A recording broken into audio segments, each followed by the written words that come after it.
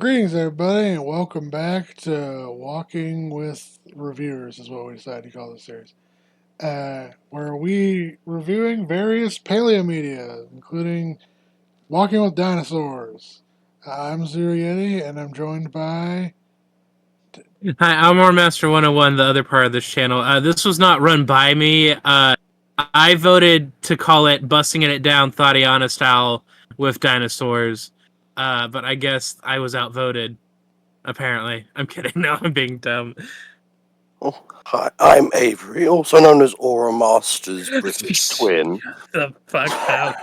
What the fuck are you talking about? Also, did you gargle gravel for a second? Because your voice was very rough. No, I'm sucking off my water bottle right now because I didn't know how to respond. No, not you, Avery. I smoke too much. What do you want from me? I'm also joined by. 1, 2, 3, not it. Oh, I guess Aka's not on call. Yeah. Oh, hi. No, Hello. you didn't have to introduce yourself.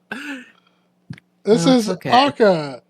They're our bestest computer expert from I'm a not long, really. way away on the other side of the world.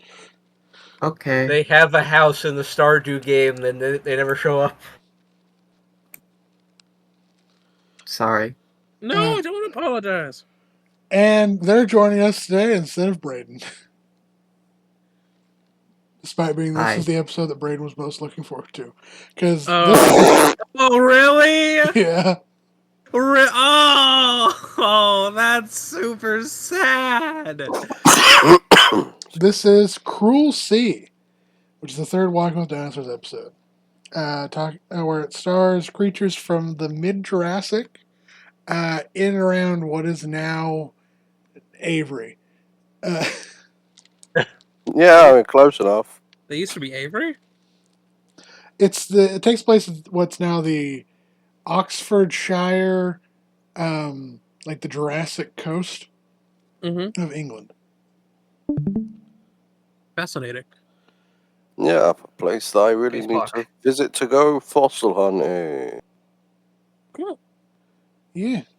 Can So, I be honest? good. This episode, I wasn't super excited about it for some reason. It wasn't as nice. I don't know.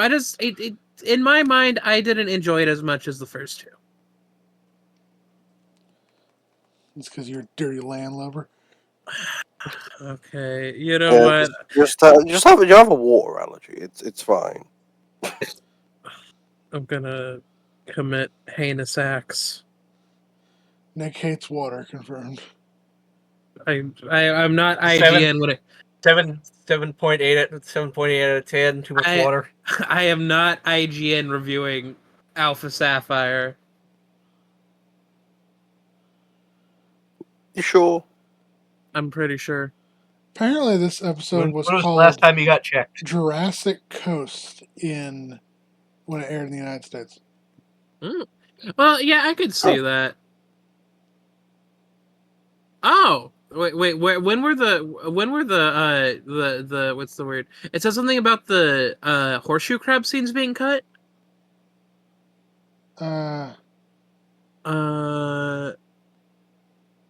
In a re-release, several scenes are either rearranged or cut. Interesting. Oh, the fighting over the turtle carcass scene was cut. Huh. Seems like a really weird. Spoilers for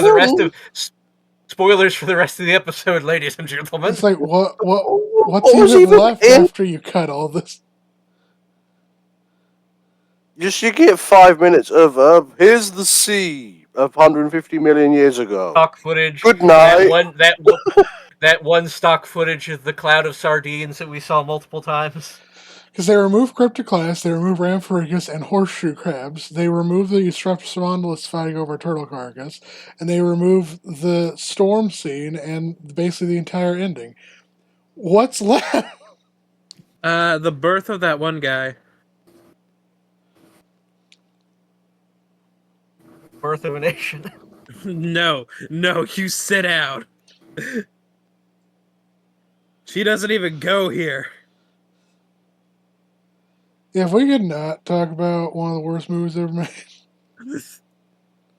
I mean, the room exists. So I'm not getting a specific formation it says it's set in, but it's the Jurassic Coast in the Oxfordshire. So one thing about this Oh, episode I wanted to bring up right away Shit. is it's set. What happened? Oxfordshire. Oh, you said. I thought you said shit, and I was like, oh, something happened. So it's set 149 million years ago.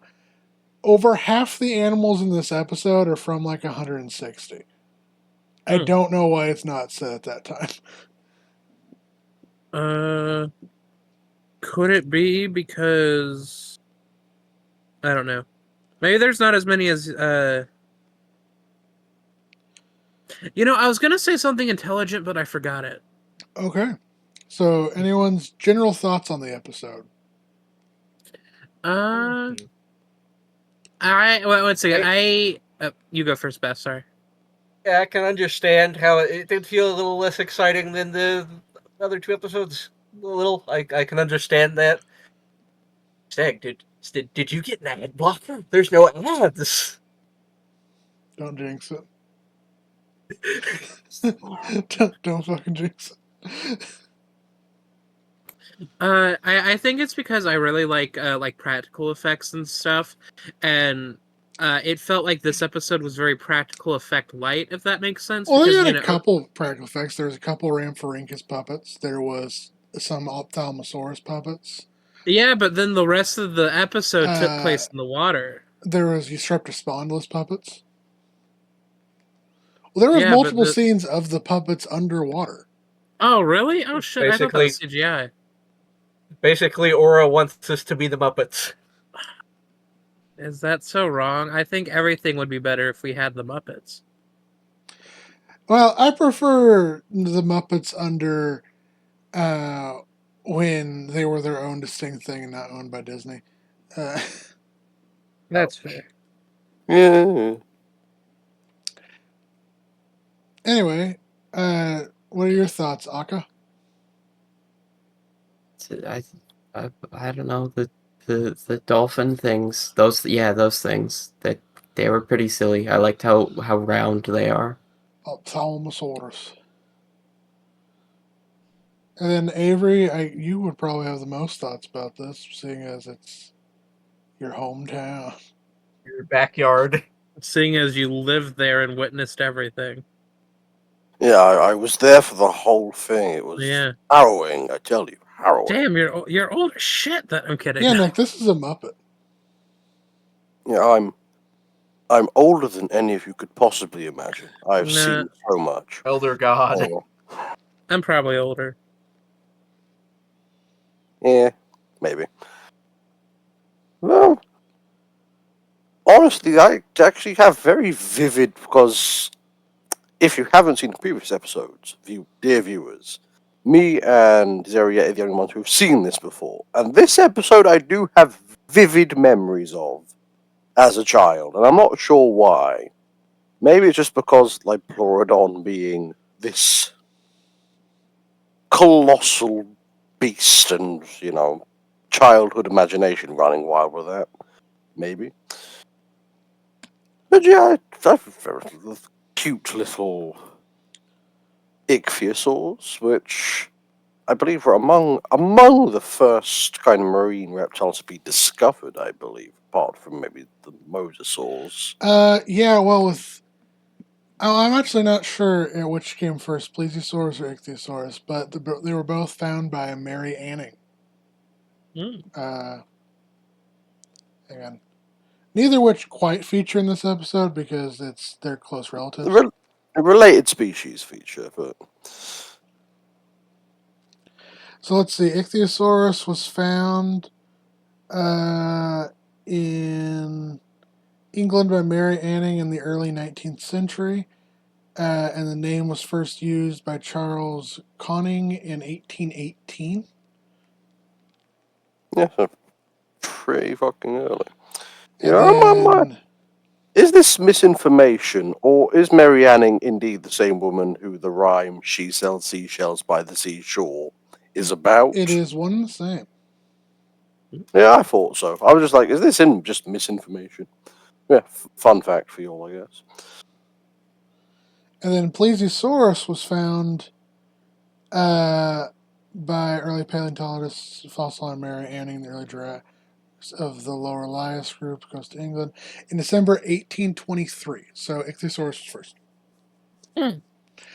She also found the pterosaur Dimorphodon, which was one of the first pterosaurs. It wasn't the first one because Pterodactylus, but people thought that was a bat for a while.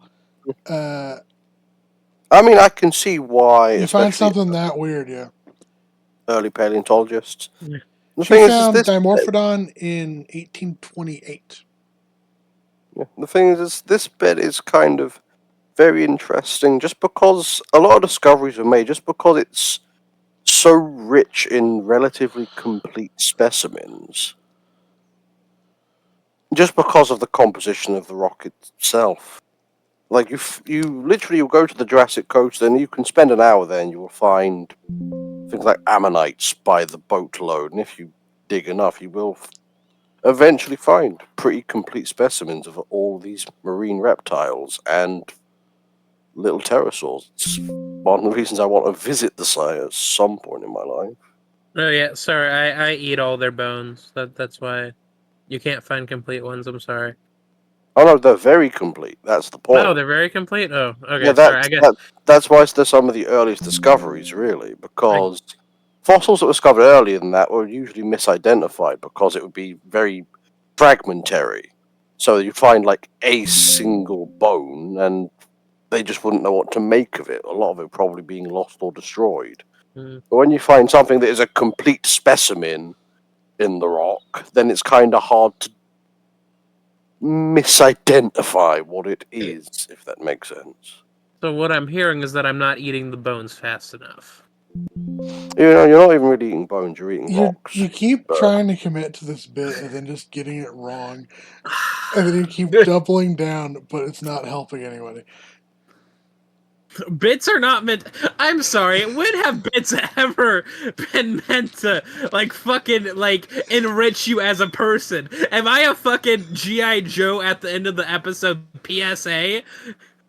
Avery, what's the name of that Dark Souls boss that's like a giant mass of skeletons? Oh, Neo. Yeah. Anyway, Ophthalmosaurus is the focus animal of this episode, and this is they're shown throughout the episode as they start off with adults. They're coming into shallower waters to breed. It said that they're deep water animals. I believe. Wrong. They're actually coming to shallow waters to give birth. Thank you. I was paying attention during the episode. It's almost like giving birth is part of the breeding process. No, breeding is the plap, get pregnant part. Oh my god. Anyway, the product of the breeding process is a baby ichthyosaur, baby Ophthalmosaurus. It's shown that, well, it's said that the episode is a bunch of them coming to the shallow waters to give birth, and that they're naturally deep water animals. This is largely due to the fact that Ophthalmosaurus had remarkably large eyes. Brad. Which they think it was used primarily to hunt in darkness, to either the deep ocean or at night. So hang on one second. Does So seem this is the not unlikely. So as you can see by this is something I have a question about. Why is it that the eyes are always in the skeleton with these? So these guys have very pronounced scleral rings, which are rings in the eyes of a decent amount of animals. Have them. Mm-hmm. And it basically helps to focus and hold the eyes in place. Mammals are fairly unique in the fact that we don't have them. Many dinosaurs have them, many reptiles have them. I'm not sure if amphibians have them. Do amphibians have scleral rings?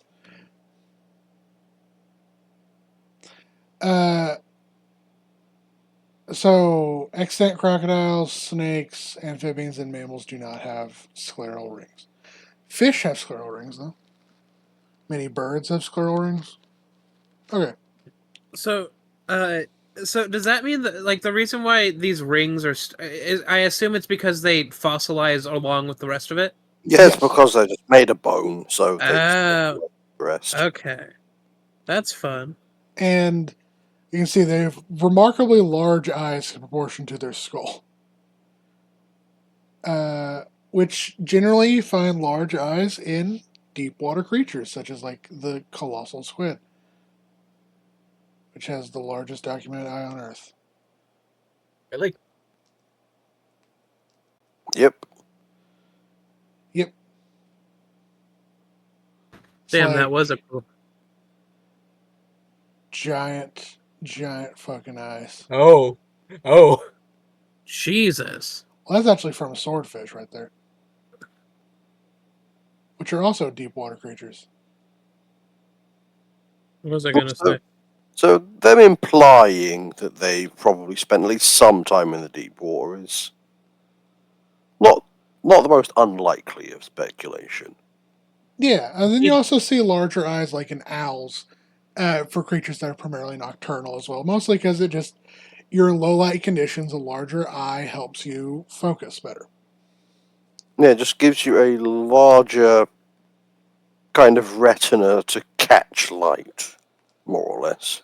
One of the when it comes to nocturnal animals, one of the really exceptions to that is bats, which bats aren't actually blind.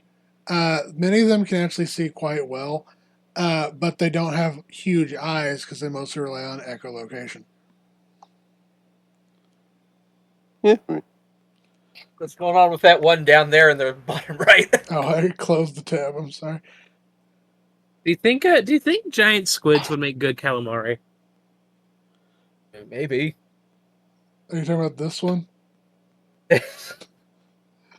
Oh, No one's seen some shit. that one is coked out. That one has seen the universe. That one has seen everyone's browsing history at the same time. Not my Waluigi with fat jugs. Anyway, so Ophthalmosaurus is the main focal animal of this episode. They give birth in shallow waters, which would make sense. They seem primarily feeding. I like how they depict the.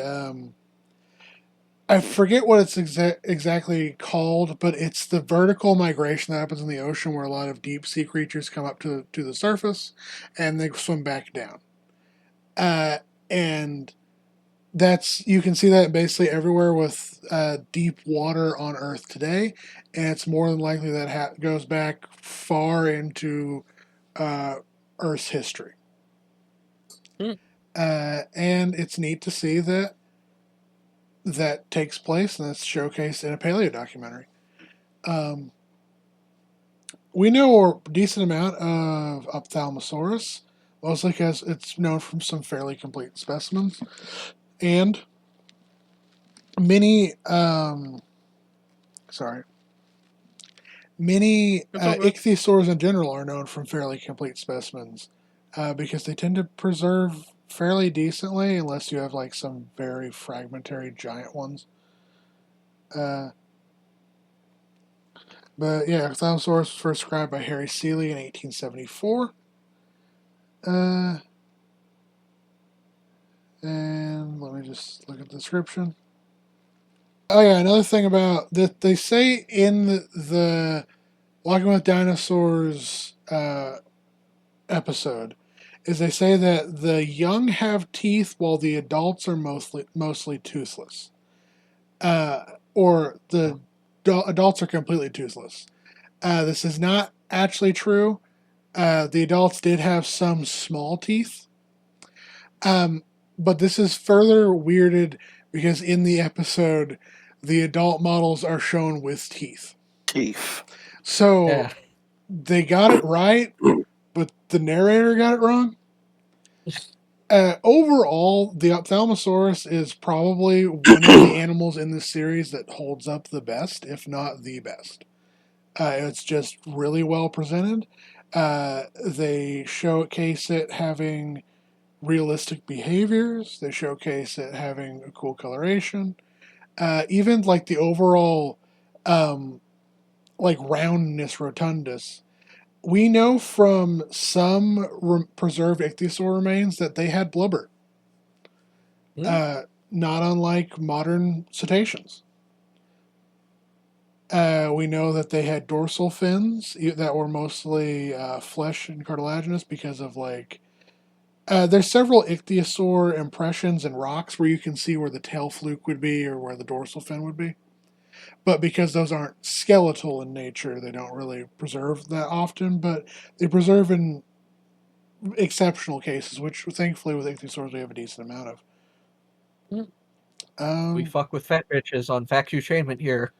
They got around like 10 to 13 feet in length and like around 2,000 to around 2,000 pounds in weight. Had a robust but streamlined body and a powerful tail. And then here's like a size comparison.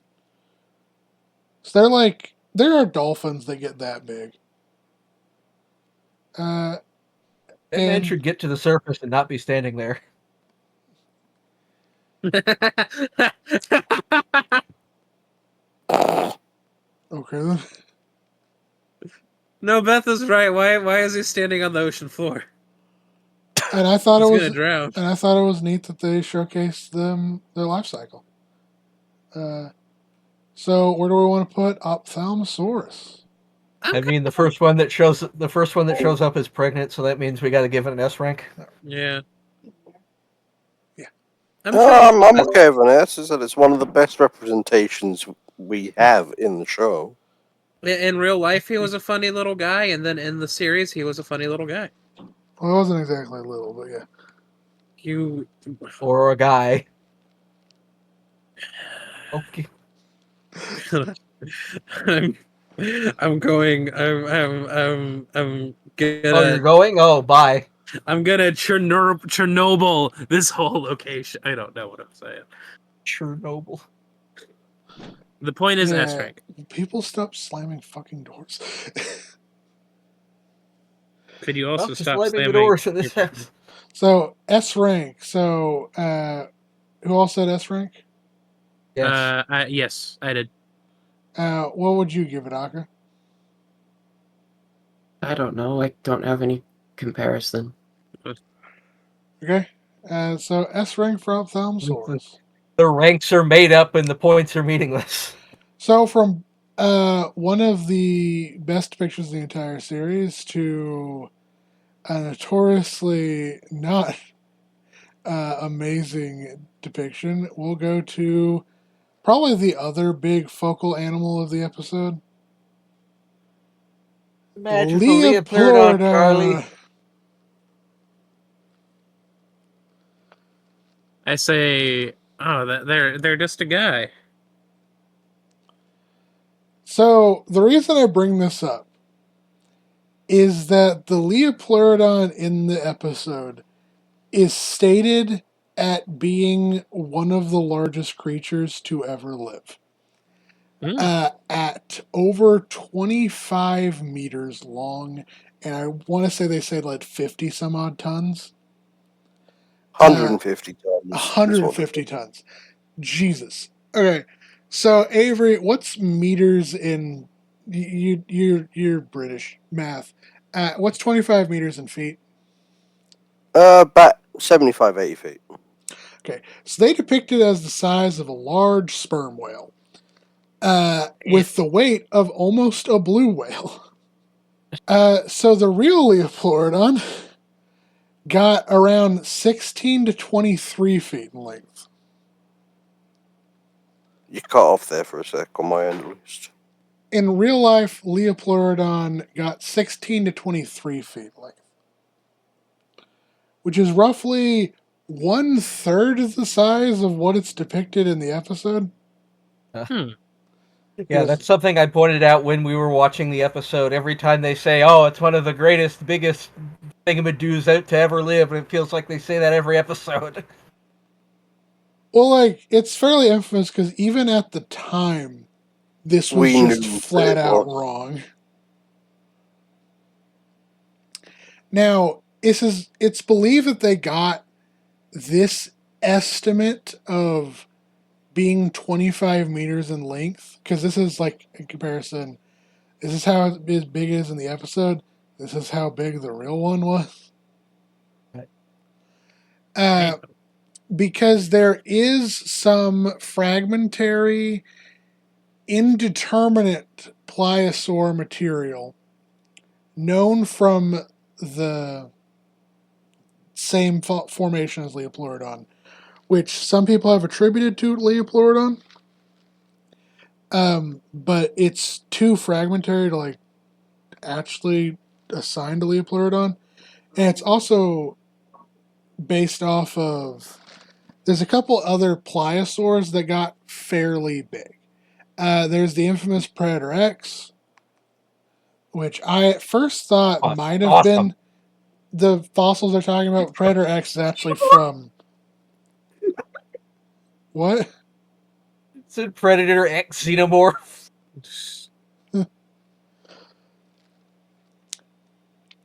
So it's now considered to be Pliosaurus funky. And it got about 13 meters in length. Mm. There's also a creature called Chronosaurus, which I probably should cover on the channel at some point. Which I believe Chronosaurus is the largest known pliosaur known at the time. I might be completely wrong about that. Chronosaurus is known from down in Australia and I believe New Zealand.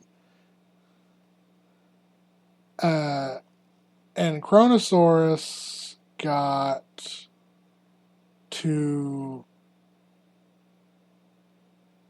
Sorry, I'm just reading the specific size of it. It's all good.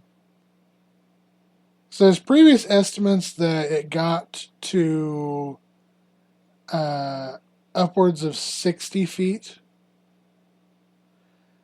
Current estimates put it more closely around 30 to 40 feet.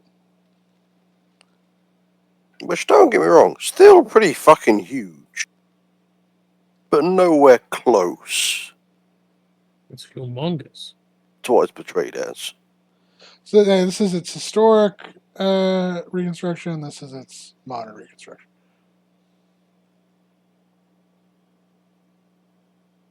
And were all the inaccuracies just in like size and weight? So it was size and weight. It also had to do with it's showcased. It's kind of showcased as like kind of weirdly built for a marine creature in the episode. It's not as streamlined as it probably would be. Because it's very much sort of like these limbs would probably be more, instead of having like a distinct fluked flipper, the wrist Right, probably like would have looking like had a humpback. meat around it to like allow it to actually row itself. The jaws probably would have been more enclosed than this because there's like when the Leopleurodon the episode closed its jaws, there's distinct gaps that you can see straight through to the other side of the jaw. Damn. For a creature that needs to breathe air, granted it's shown breathing through its nose in the episode, usually you don't do that. Yeah, usually you need a seal Oh, right. going on. Yeah, I breathe through my nose all the hold time. the I don't know air what in. you're talking about. Yeah, but more like this where it like actually closes fully. Oh shit.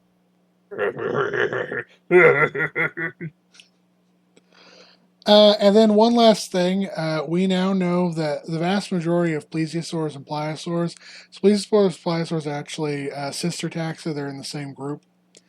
They would have had dorsal flukes on their tails. For a long time, we didn't have any evidence of that, but now we have like more preserved specimens with like the skin outline of the creature, and they would have had tail flukes that would have helped them steer. Other than that, the depiction, like the design overall, is pretty good. It's just that they decided to make it the largest creature like to ever live, for some reason.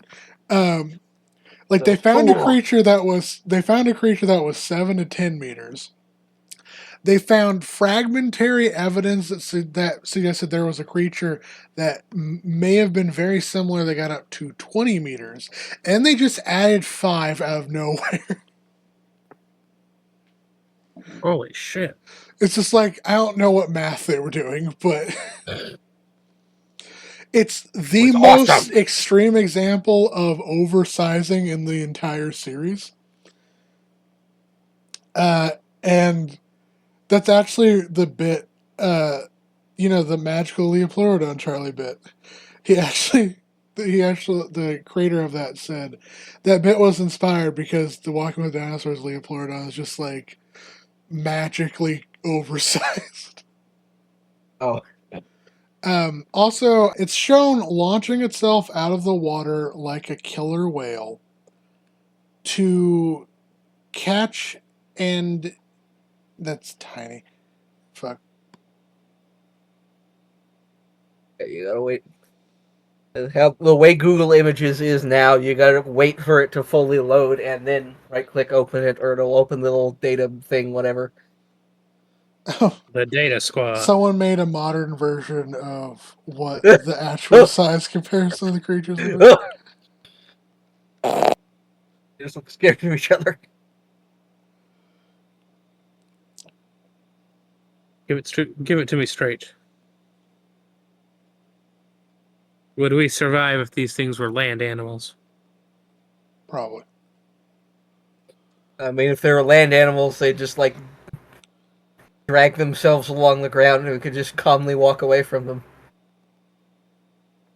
I don't know how to respond to that. Anyway. So it launches itself out of the water to catch Eostreptospondylus and then drown it and then eat it. I mean, there's GIFs right there. If you click the GIFs thing, it says GIF. Where's the GIF at?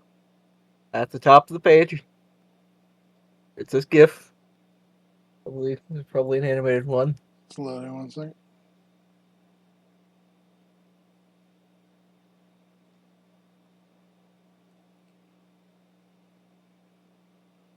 Yeah, that. Yoink.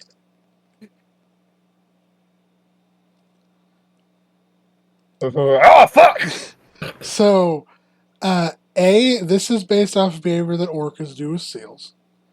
Yeah, so it probably wouldn't be able to do that because, like, it's like orcas are really smooth. That, and this is far bigger than an orca, as depicted. So it was unlikely that it could get into shallow enough water to do this. And also, this is a rocky outcrop. Orcas do this on sandy beaches. Out where they walk. So they don't strand themselves. Yeah. But it's a really fun scene. I will give it that. I like the thing of they're setting it up like the Eostreptospondylus killer is the most dangerous creature here, and then immediately it cuts to it being eaten. Which is a fun scene. Yeah, that's fun. Where do I want to put the Leopleurodon? I'd say like an A or a B, depending on how much you care about the inaccuracies. I'm gonna say B for nostalgia reasons, but that's about it. It's a pretty... Yeah. I mean, I'm fine with B as well. Akka, what do you think? I don't know. B it is. And speaking of Eostreptospondylus... Oh man, this guy sucks shit. You stripped and fondled us. So Eostreptospondylus is the only dinosaur in the episode. The only actual dinosaur. And to be honest, I don't Sounds know lovely. that much about Easterp bones other than it was like found in 1870 in Oxford, England. Um, and they were a fairly small dinosaur. I do know scientifically accuracy. The only real problems I've noticed about this model is its wrists are pronated, so its hands couldn't do that. They would have had more on the side. Hmm. And its skull shape is wrong because it's depicted more like a Carnosaurian, Allosaurian Right. head, but Eustreptospondylus was a megalosaur. So they had their own distinct head shape, like in this Oh, reconstruction. okay. So they had a longer snout that had more of a curve to it. Yeah, I imagine they make it look like T-Rex because people identify T-Rex. Actually, they make it look more like Allosaurus than anything. Okay, Yeah, nerd. but even then, that's still a more recognizable They were species. a somewhat small, like, if they were alive today, they'd be one of the larger carnivores alive. Why is the man wearing a top hat and have a cane? Because he Why has the not? drip. But they were fairly small for a dinosaur. At least At least here's a good one. as theropods go. Here's a good example of it by some Rhamphorhynchus to give a good what we think it actually looked like. So it had a much longer head Mhm. than the ones picked in the episode. As far as the lifestyle goes, what just happened? Zoomed in. As far as lifestyle goes, it's shown living on islands, swimming between them. This is because the type specimen was found, and it's the most complete specimen, was found in what is now marine deposits. There's two Right. things that could have caused it to be a land animal to be found in marine deposits. Either it was a coastal animal, like we see with a lot of North African dinosaur fossils, where they were Mhm. land animals that lived, lived either on or near the coast. Or you could have had something called bloat and float happen. So, bloat and float happens when a creature dies in a river and their Uh-huh. corpse fills with gas and it floats out in down the river and the river flows to the sea. This infamously happens with ankylosaurs for some reason. Huh. It happened with I mean, they are Borealopelta. boat-shaped.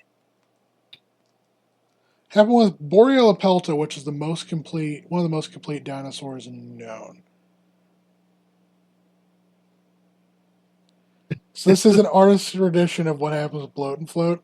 Is the animal fills with gas and then their body gets like kind of swept by the current. Here's one when it's a turtle. That's really tiny. But yeah, they get filled with gas, and then ankylosaurs, especially because their back is so heavily armored, they kind of flipped, and they got like swunk Allegedly. out, flushed out to sea. This happens a lot with hippos in Africa. And we know hippos aren't actually coastal animals; they just live in rivers. But bloat and float happens, and they get washed down into the ocean. This also happens with American alligators a lot, Mm. and various caribou in the Like Arctic. they took the time to detail the genitals on this bloated corpse. Yeah. I almost said something weird. But I like the depiction of Post that every other time. Eustreptospondylus in this episode. How it kind of is like this scrappy scavenger, but then like at the start, it's like really having a hard time. Like they're fighting over rotten turtle meat. But then as the episode progresses, they get progressively like better and Yeah, better. there's like a story arc because it starts with it being eaten by the mosasaur and that's the Well, right one, right? pliosaur. Plesiosaur. That. Mosasaurs are And then their own group. Sorry. and then it gets washed, and that gets washed up on the beach, and they eat the beached one. Yeah, it's kind of similar to like the Coelophysis, the first episode, where they start off as getting like bullied by everything. You can't bully me though. But yeah, in general, I like their overall role in the episode. I like how they're portrayed as like, yeah, despite this being the time of dinosaurs, dinosaurs were not the only thing going on. Honestly, false advertising. It walks in the episode, therefore the title is correct. We have to include at least one dinosaur, or we'll lose viewer interest. We have to keep the quota. The quota says one dinosaur and it has to walk. Hey, you know what they say? Everybody get on the floor. Everybody. But anyway, where do I want to rank Eustreptospondylus if I can find it on this list? There it is. Honestly, I'm okay with A. I like these scrappy little fucks. A is Yeah. fun. I like A. I like because it's a creature that you wouldn't really see in most other media. Like you when you think of dinosaurs, you think of the name brand ones like T Rex and What did Triceratops. it be? Sorry, We all said A. but you don't hear stuff like Eustreptospondylus, and they show up in this episode. The media elite doesn't want you to know about Eustreptospondylus. Because they'd be fondling on my strep throat. What? Next up is a creature that's actually not named in the episode, but shows up quite a bunch. Hybotus. Evan. Oh, the shark. I think they just called it a shark. Yeah, they just call it a shark. It's tiny. But Hybotus is actually a unique genus of shark that's unfortunately now extinct. Well, yeah. And I recently actually covered these in a video. Because Hybotus is a unique genus of hybodont shark which lives throughout much of the world's marine, brackish, and freshwater environments from the late Permian period to the late Cretaceous period, some 259 to 66 million years ago. Damn. They've been found on almost every continent on Earth. They were just remarkably successful. And they were first found from isolated teeth found by Jean-Louis Rodolphe Agassiz in 1837 when he was researching his 5-volume series Research on Fossil Fish. He made 5 books called Research on Fossil Fish. Damn. But then Jesus ascended, and I'm kidding now. But in general, Jesus said, fuck this thing. now there's various species across all this lineage and range. There's almost too many to count. But they reached anywhere from 6 to 10 feet long, or about 2 to a little over 3 meters. Mm-hmm. They had streamlined body shapes similar to modern sharks, but one of their unique features was they had 2 dorsal fins instead of just 1. These fins were also lined with dentine spines, which exhibited a rib-like ornamentation located towards the tip of the spine, and these spines may have been venomous. Ooh. Oh. But it would have been a venom as a defense mechanism. So they don't get eaten by a giant pliosaur. I don't know. Maybe I want to eat them as a giant pliosaur. And they also sport uniquely, which you don't really see in the episode, but they sport several different kinds of distinctively shaped teeth, which is fairly unique for sharks because most sharks tend to have one kind of tooth. Mm-hmm. But these guys sported sharper teeth, which would have cut into prey, and then more straight teeth to help catch and hold prey, and then flatter teeth in the back to help them crush shelled creatures. And the gay teeth for kissing boys. They're pretty well known, mostly because we have some really well preserved fossils of them. So here's an example of what its whole body outline would have looked like.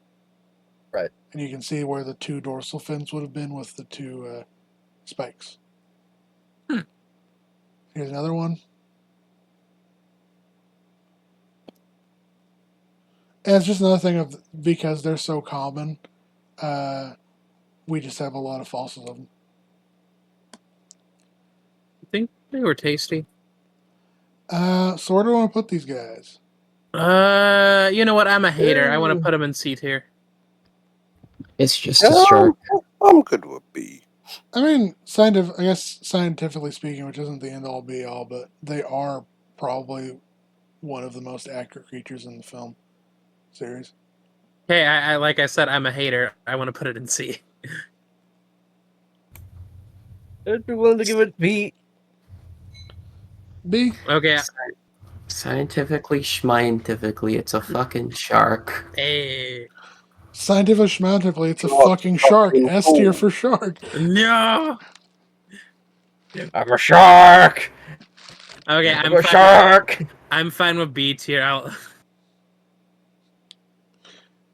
Okay, next up is actually I'm gonna see if it's even on this list real fast. I'm gonna say the Ammonites. They should be. They name dropped them several times. I'm just looking to see if they're on this. I'm not actually seeing Ammonites. Is that? I mean, is it not the thing next to the shark with the iron on its head? No, that's an amphibian and that's a pterosaur.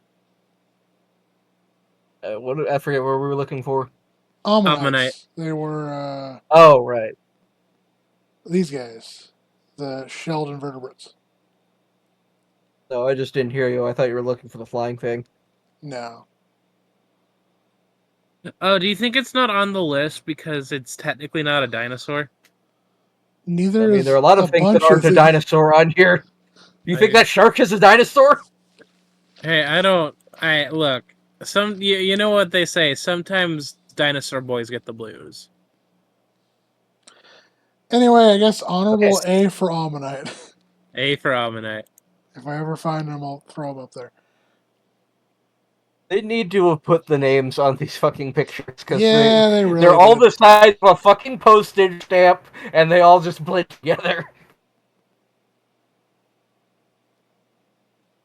I cast baby back ribs. Okay, next creature in the episode, which would be I'm sorry. Another fucking shark. I'm kidding. We got Rhamphorhynchus.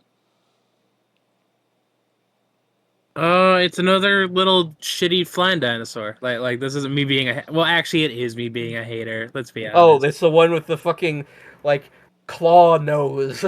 Yeah. That's, again, really tiny. Like this looks like something I would have drawn as a child. So the thing about Rhamphorhynchus is it's one of the more famous pterosaurs. I own an entire skeleton of it. Damn. Yeah, but in the episode, I guess we'll go right into the inaccuracies. Here's a good example. So in the episode, they give it like this weird. They're almost like keratinous nails on the tips of their snouts. We now believe that those were just extensions of the jaw, mostly. Mm-hmm. Because it would have been like, sort of like a proto beak at the front, but then it would have given rise to a bunch of teeth. And overall, the heads are really, really shrink wrapped on this model. In comparison, they would have had much more flesh. Out of my life. They would have had much more flesh. So untrue. They would have been able to close their mouth fully and not have open gaps everywhere.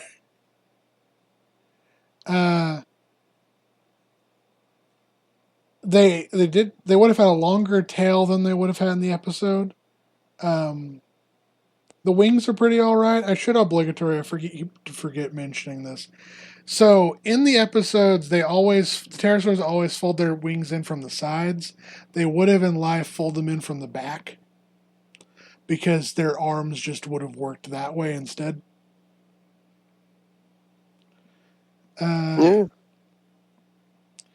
They're shown having a fairly believable lifestyle, as we do know that they lived in coastal areas, they ate fish. They are shown as skim feeding, which there is some evidence to show that they probably could have, like certain birds would have. And there's been biomechanical studies that show that Rhamphorhynchus would have been able to perform skim feeding. One thing about skim feeding, though, it is very costly to do because you're having to push against water to do it, which is not an easy thing for a flying creature to reliably do. Why is there all of this artwork? Because there's nothing better on Google image search. Hey, don't shit on these guys' OCs. Come on. Yeah, this is my dinosaur Sona. Okay, then. This one just looks sad. Oh, Jesus Christ. Like, it's not bad art, it's just sad. It's currently dealing with a ketamine overdose. In life, we do think that instead of skim feeding, they would have. I believe it's shown in this one. Yeah, they just dive into the water Oh, to okay. grab things, which is what a lot of seabirds do. A lot of seabirds don't skim feed. Skim feeding is actually fairly rare. Hang It on, is done. scroll back up a bit. Scroll back up a bit. What? A bit. All right, that one in the middle, the third one, the second one. This one? What is that? Open that. What the fuck is going on? I don't know. This is someone's weird speculative version of a Rhamphorhynchus. It's like it's like it has a bill and it's bigger than the rest of its head.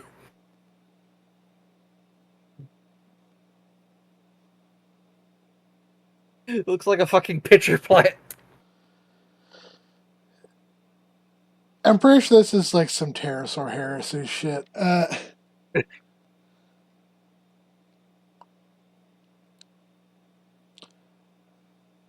But yeah, overall, I think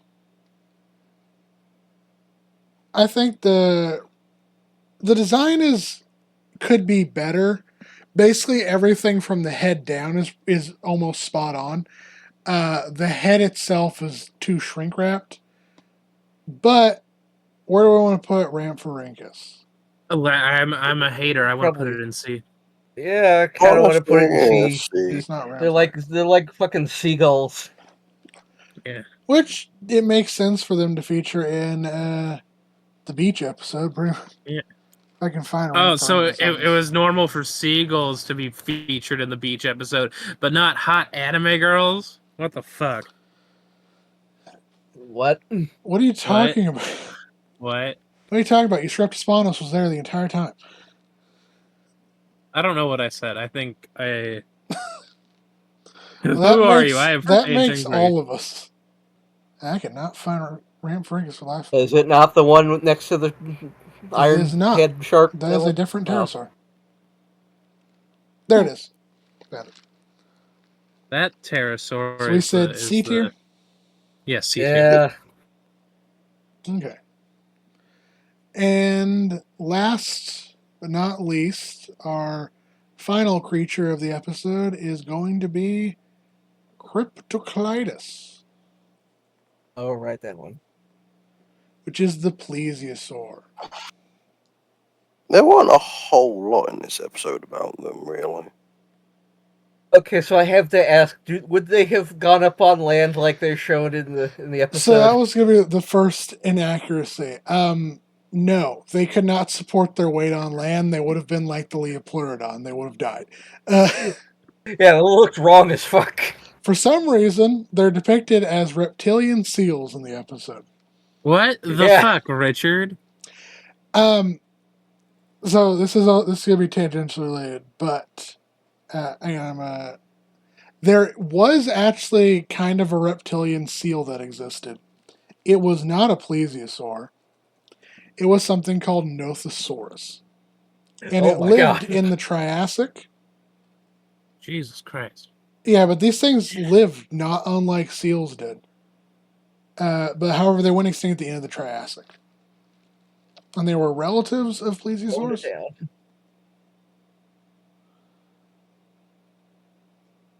And they got about yay Like big. these things look like pit bulls. Kinda. They probably went goofy gorp. guys. Gorp.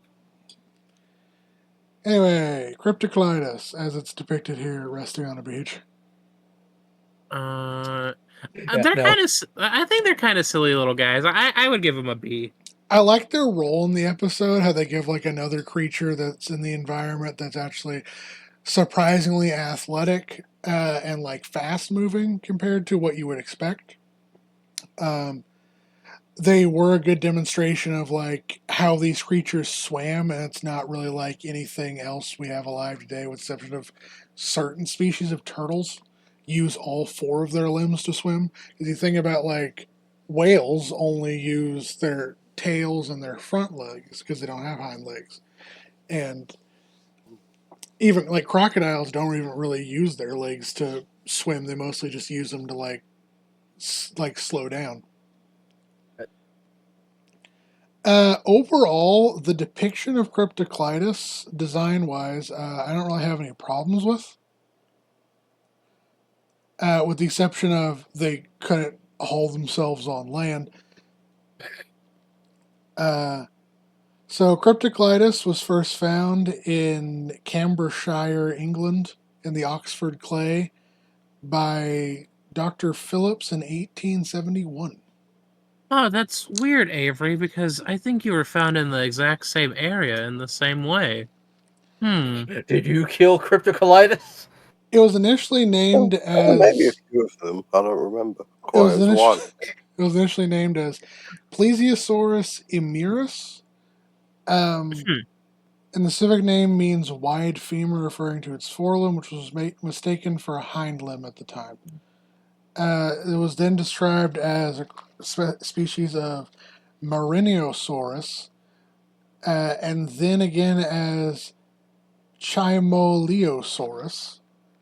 And it wouldn't be until 1892 that Seeley would give it the name Cryptocleidos, which is what it's had ever since. There are three species of Cryptocleidos. They all lived throughout the Middle Jurassic, and they reached around 9 to 13 feet, or 2.7, like 4 meters in length, and about 1,500 to 1,700 pounds. That's another thing. They're said to be 8 tons in this episode. I don't know where they're getting that number. It would have weighed at max 1 ton. Body shaming. I don't know why they say it weighed 8 tons in the episode. It moderately sized plesiosaur with large paddle-like limbs and a surprisingly stout neck. It didn't have as long a neck as many other plesiosaurs did. And it's shown in the episode to sift through the sandy sediments. Oh right. Yeah, that's the other thing I gravel. wanted to ask about. It's shown eating gravel and stones to help maintain its buoyancy, which is not unreasonable. Some modern animals do that. We also have evidence that Cryptocleidos probably ate a lot of shellfish. So it would have sifted through the sediments to eat shellfish like crabs and clams and mollusks. So It's not very kosher, but it eating